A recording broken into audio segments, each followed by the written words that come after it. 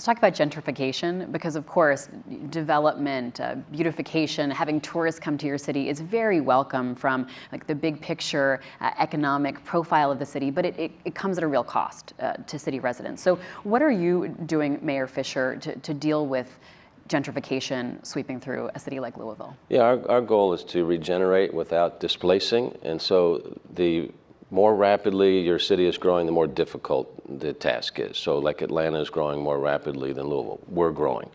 But so we have the opportunity to put in renter equity programs, tax moratoria, down payment assistance for folks.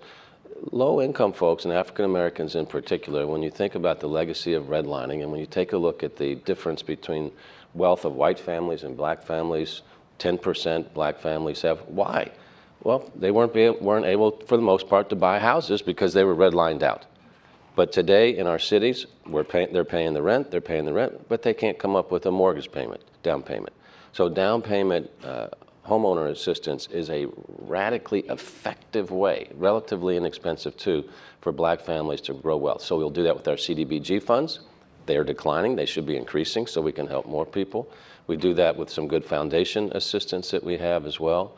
And then we also do that through, if somebody is in a gentrifying area of the community and they need assistance to repair their home, we have funds to do that as well. So there are systems that we can put in place at the local level to mitigate the impact of gentrification. But Mayor Bottoms, is not right to, when you have developed the soul of a neighborhood and then it starts gentrifying, for the people to have to move out is fundamentally wrong. Mayor Bottoms, let's get you to weigh in on this. What can mayors do? Well, what we are doing in Atlanta is really combining commerce and compassion.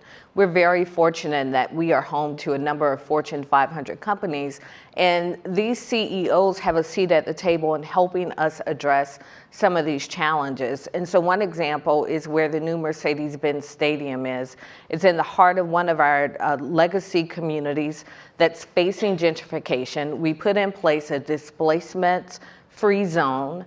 And with that funding has come an opportunity to pay rising property taxes for the next 20 years for legacy residents in that community.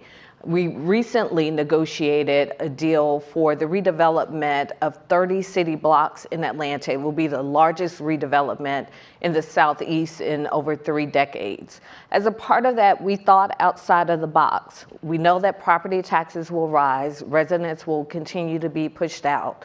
So not only did we set aside 20% for affordable housing, but also created our first affordable housing trust fund in the city as a part of this redevelopment incentive package. And so it will give us the opportunity to expand these displacement-free zones so that people can have access to money to help pay their property taxes.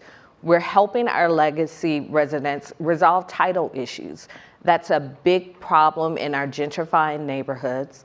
But also just having a very real and frank conversation with our community members. I had some young men in City Hall as a part of My Brother's Keeper Alliance, and I asked them what did they feel about gentrification. And one of the young men said to me, very frankly and honestly, he said, "I'm very happy to see that my neighborhood is changing, that it looks better. It saddens me that my cousins can't afford to live in my neighborhood anymore, but it's also given me an opportunity to see that all white people aren't bad."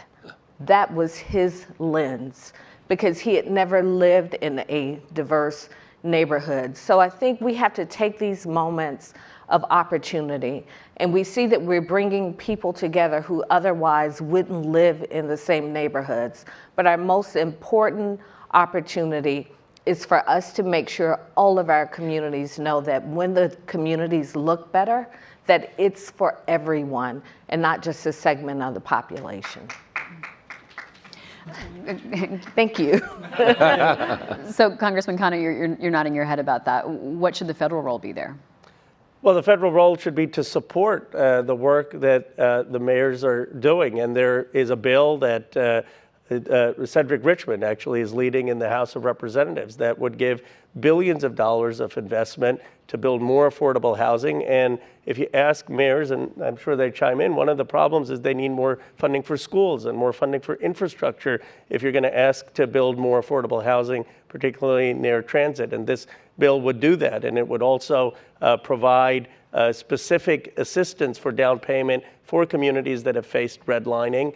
It would provide certain assistance to pay rent before someone gets an eviction on their record. So the effort is there in the House. Again, the question comes to whether the Senate would pass it and the president would sign it.